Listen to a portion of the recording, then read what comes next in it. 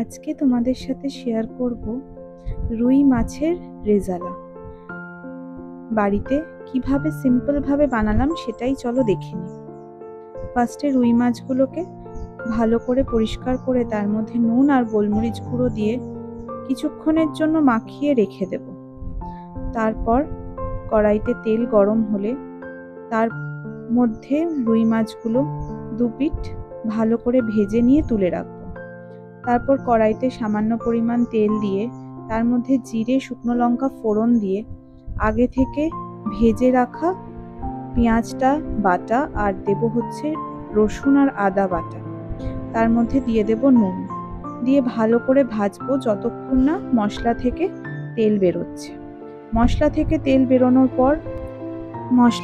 তেল বেরোনোর পর ওর মধ্যে একে একে দেব পোস্ত আর কাজু বাদাম বাটা, আর দিয়ে দেব টক দই আর লঙ্কার গুঁড়ো।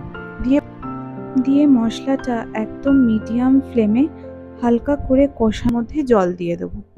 জলটা যখন একদম ফুটতে থাকবে তার মধ্যে দিয়ে দেব আগে থেকে যেই ভেজে রেখেছি মাছগুলো, সেই মাছগুলো একে একে ওই ঝোলের মধ্যে দিয়ে দেব। তারপর যখন মাছগুলো একদম সিদ্ধ হয়ে যাবে ওপর থেকে দিয়ে দেব কিছুটা ক্রিম, আর কিছুক্ষণ একদম লো ফ্লেমে মাছটাকে কিছুক্ষণের জন্য রেখে দেব। দিয়ে যখন একদম গ্রেভি হয়ে যাবে তাহলেই রেডি আজকে গরম ভাতের সাথে রুই মাছের রেজালা।